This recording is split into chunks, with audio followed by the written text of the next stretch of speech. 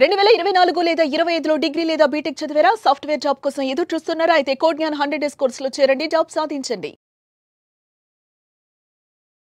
Operation Sindoor కొనసాగుతుందని భారత ప్రభుత్వం ప్రకటించిన తర్వాత పాకిస్తాన్లో పరిస్థితులు ఎలా ఉన్నాయి? ఎవరు ఊహించని స్థాయిలో దాడులు జరుగుతున్నాయి. అంతర్జాతీయ సరిహద్దుని దాటి భారత్ దాడులకు పాల్పడుతుందనేటువంటి మాట వినిపిస్తుంది. అలానే ఎయిర్ డిఫెన్స్ సిస్టమ్స్ అన్నీ కూడా ఒక్కొక్కటిగా పాకిస్తాన్కి సంబంధించినవి కొలాప్స్ అవుతున్నాయి.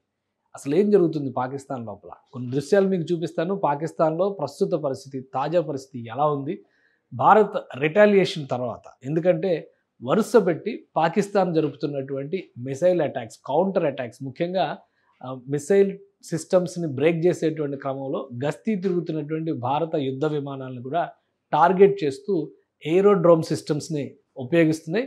సో ఈ సిస్టమ్స్ని కొలాబ్ చేసేటువంటి పరిస్థితుల్లో భారత సైన్యం కూడా కీలకమైనటువంటి నిర్ణయాలు తీసుకుంటుంది. ఆ క్రమంలోనే ఈ ప్రతి దాడులు వరుసగా జరుగుతున్నాయి. వాటికి సంబంధించినటువంటి కొన్ని దృశ్యాలు మనకు అందుబాటులోకి వచ్చినాయి. ఒకసారి చూద్దాం. ఇది ప్రస్తుతం రావల్పిండి సిటీలో ఉన్నటువంటి ఒక ముఖ్యమైనటువంటి ఏరియా. రావల్పిండిలో జరుగుతున్నటువంటి ప్రస్తుత దాడి తర్వాత ఉన్నటువంటి దృశ్యం. సో రావల్పిండి అనేది చాలా ముఖ్యమైనటువంటి సిటీ. మనకి అందరికీ తెలుసు, షోయబ్ అఖ్తర్ రావల్పిండి ఎక్స్ప్రెస్ అంటారు. సో క్రికెటర్గా అతని గురించి మనం ప్రస్తావించాల్సిన పరిస్థితి ఇప్పుడు అవసరం లేదు. కాకపోతే అంటే గుర్తు చేయడం కోసం చెప్తున్నాను. రావల్పిండి సిటీలో డ్రోన్ అటాక్ జరిగింది. అన్మాన్డ్ వెపన్స్ని భారత సైన్యం ఉపయోగిస్తుంది అనడానికి ఇది ఒక ఉదాహరణ. దీన్ని పట్టుకునే పాకిస్తాన్ సైన్యం కూడా భారత్ పైన వరుసపెట్టి ఆరోపణలు చేస్తుంది. ఉద్దేశపూరితంగా పౌర ప్రాంతాలపైన దాడులు జరుగుతున్నాయి. కానీ ఈ దాడులు ఎందుకు జరుగుతున్నాయి వాటిని కూడా ఒకసారి విశ్లేషిద్దాం. అది రావల్పిండిలో ఉన్నటువంటి సీనారియో. అయితే ఇది లాహోర్లో పొద్దున జరిగినటువంటి అటాక్. ఈ అటాక్లో కూడా మార్నింగ్ జరిగినటువంటి ఈ అటాక్లో లాహోర్లో ఏరోడోమ్ సిస్టమ్ మొత్తం కూడా, ఎయిర్ డిఫెన్స్ సిస్టమ్ మొత్తం కూడా నాశనమైంది.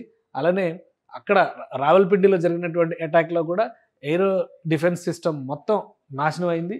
ఇది లాహోర్లో ఉన్నటువంటి సన్నివేశం. అయితే ఇది మరొకటి, ఇది కూడా రావల్పిండిలో జరిగినటువంటి సీన్. ఇది రావల్పిండిలో ఈరోజు క్రికెట్ మ్యాచ్ ఉంది. Pakistan super league cricket match ఉంది. పెషావర్ వర్సెస్ కరాచీ మ్యాచ్ ఉంది.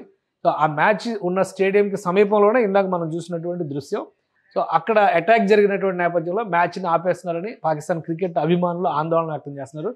అందరికీ తెలుసు, మన ఐపీఎల్ తరహాలోనే అక్కడ పాకిస్తాన్ సూపర్ లీగ్ అని చెప్పి ఒక క్రికెట్ మ్యాచ్ టోర్నమెంట్ నిర్వహిస్తున్నారు. అందులో ఇంగ్లాండ్ ప్లేయర్స్ కూడా పార్టిసిపేట్ చేస్తున్నారు.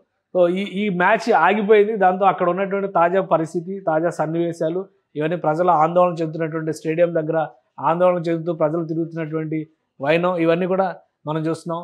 ఇది రావల్పిండిలో సిచ్యుయేషను. మార్నింగే లాహోర్లో ఎయిర్ డిఫెన్స్ సిస్టమ్ మొత్తం కొలాప్స్ అయింది. రావల్పిండిలో ఎయిర్ డిఫెన్స్ సిస్టమ్ మొత్తం కొలాప్స్ అయింది.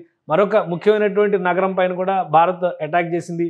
ఆ నగరం పేరు కూడా సియాల్కోట్కి సంబంధించినటువంటి దృశ్యాలు కూడా కొన్ని మన అందుబాటులో ఉన్నాయి. ఇది సియాల్కోట్లో ప్రస్తుతం ఉన్నటువంటి సన్నివేశం. సియాల్కోట్లో జరిగినటువంటి అటాక్, అక్కడ కూడా డ్రోన్ అటాక్ జరిగింది.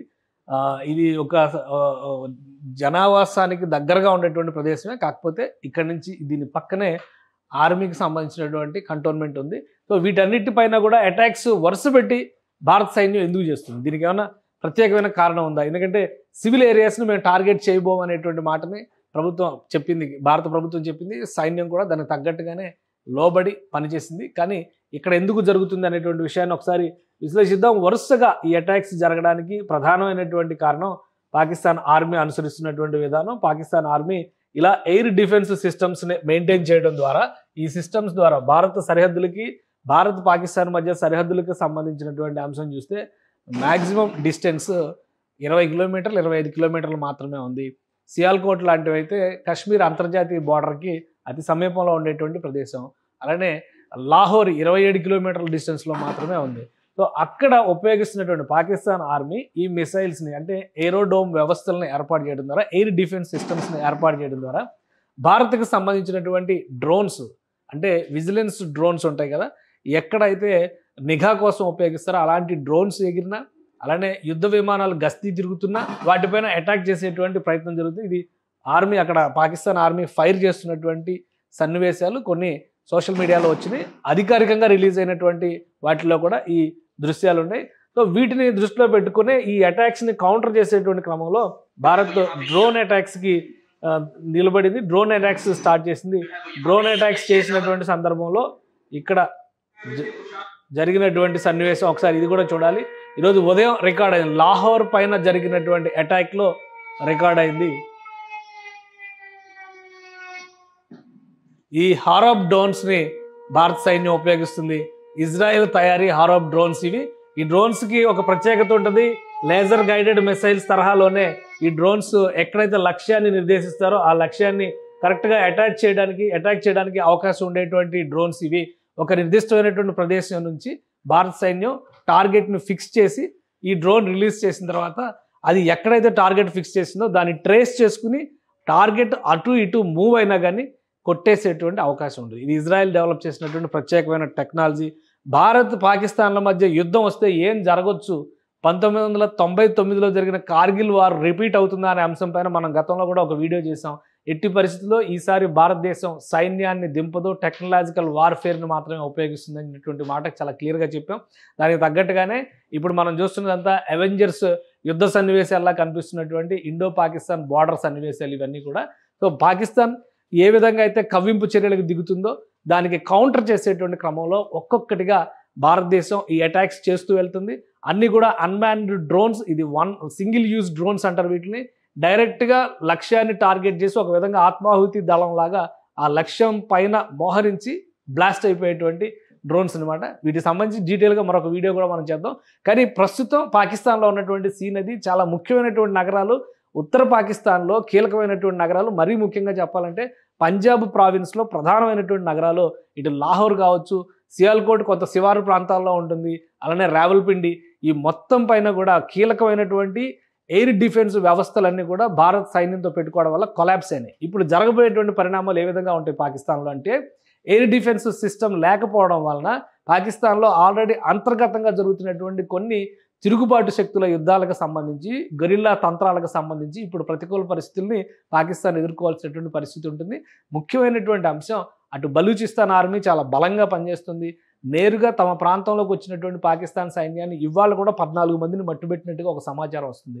సో ఇక నుంచి వాళ్ళు వేసేటువంటి క్షిపణులకి ఆపేటువంటి శక్తి పాకిస్తాన్ ఎయిర్ డిఫెన్స్ సిస్టమ్కి లేదు. కాబట్టి లాహోర్ పైన కానీ, రావల్పిండి పైన కానీ ఎయిర్ డిఫెన్స్ సిస్టమ్స్ కొలాప్స్ అయిన చోట్ల తిరుగుబాటుదారులు వేసేటువంటి ఐఈడి బ్లాస్టింగ్స్ లాంటివి ట్రేస్ చేసేటువంటి అవకాశాలు చాలా తక్కువగా ఉంటాయి. అలానే క్షిపణులను ప్రయోగిస్తే కనుక పాకిస్తాన్ ఆర్మీ మరింత ఇబ్బందికరమైనటువంటి పరిస్థితులను ఎదుర్కోవాల్సి ఉంటుంది. అందుకే భారతదేశం ఎటూ కదలకుండా ఎక్కడైతే కవ్వింపు చర్యలకు దిగుతున్నారో అక్కడే ఎయిర్ డిఫెన్స్ సిస్టమ్స్ని కొలాప్స్ చేసేటువంటి పనిని ఆపరేషన్ సింధూర్లో భాగంగా 2వ రోజు కొనసాగించింది. సో దీని ప్రతిఫలం పాకిస్తాన్కి చాలా నిర్వేదమైనటువంటి స్థితిని క్రియేట్ చేసేటువంటి అవకాశం ఉంటుంది. ఇటు భారతదేశాన్ని ఎదుర్కోవడంతో పాటు అంతర్గత తిరుగుబాటులను ఏ విధంగా ఎదుర్కొంటుంది, రక్షణ వ్యవస్థలు వైఫల్యం చెందిన చోట పాకిస్తాన్ సైన్యం ఎలా నిలబడుతుంది అనేది ఇక్కడ చాలా ముఖ్యమైనటువంటి అంశం. మరీ ముఖ్యంగా ఆజాద్ కాశ్మీర్ అని చెబుతున్నటువంటి ప్రాంతంలో విపరీతమైనటువంటి తిరుగుబాటు ధోరణి తీసుకొచ్చేటువంటి ప్రయత్నం చేస్తుంది. స్వాతంత్ర సమరయోధులు చనిపోయినట్టుగా వారి శవాల ఊరేగింపు చేస్తూ టెర్రరిస్టులకు సంబంధించి ఒక ఊరేగింపు కార్యక్రమాలను ఒకవైపు నిర్వహిస్తుంది. అంటే ఎమోషన్స్ని, భావోద్వేగాలు రెచ్చగొట్టేటువంటి ప్రయత్నం ఒకవైపు చేస్తుంది. మరోవైపు నుంచి చూస్తే కనుక ఆర్మీ దగ్గర ఆయుధాలు లేకపోయినా కానీ మాటలతో ఆత్మవిశ్వాసం నింపేటువంటి ప్రయత్నం చేస్తుంది. ఇక చైనా ముందు మోకరిల్లింది. చైనా ఇన్వాల్వ్మెంట్ ఇందులో ఎంతవరకు ఉంటుంది అనేది వేచి చూడాలి. భారతదేశం కూడా ఈ అంశాలన్నింటినీ కూడా నిశ్చితంగా పరిశీలిస్తుంది. ఇదే క్రమంలో దౌత్యపరమైనటువంటి అంశాలపైన భారత్ ఎక్కువగా ఫోకస్ పెట్టింది. ఇప్పటికే కీలకమైనటువంటి, అంటే అరబ్ వరల్డ్లో కీలకమైనటువంటి దేశాలుగా ఉన్నటువంటి దేశాధినేతల్ని భారత్కి ఆహ్వానించారు. వారితో సంప్రదింపులు జరపడం ద్వారా అసలు జరుగుతున్నటువంటి రావణ కాష్టంగా రగులుతున్నటువంటి కాశ్మీర్ సమస్యకి పరిష్కారం ఏ విధంగా తీసుకురావాలి, అలానే ఇండియా పాకిస్తాన్ మధ్య రాజుకున్నటువంటి ఈ చిచ్చులో మూడో పక్షం జోక్యం చేసుకోకుండా ఏం చేయాలనేటువంటి అంశం పైన ఇప్పుడు మంత్రాంగం నడిపే పరిస్థితిలో ఆ ప్రభుత్వం, ముఖ్యంగా నరేంద్ర మోడీ ఆధ్వర్యంలో ఉన్నటువంటి టీమ్స్ అన్ని కూడా వర్క్ చేస్తున్నాయి. ఆపరేషన్ సింధూర్ 2వ రోజు పాకిస్తాన్కి చుక్కలు చూపించింది. కవ్వింపు చర్యల్ని తగ్గించుకుంటుందా లేదా మళ్ళీ మిడిసిపడుతుందా అనేది వేచి చూడాలి. సుమన్ టీవీలో మీ పర్సనల్ అండ్ బిజినెస్ ప్రమోషన్స్ కోసం కింది నెంబర్కి కాంటాక్ట్ చేయండి.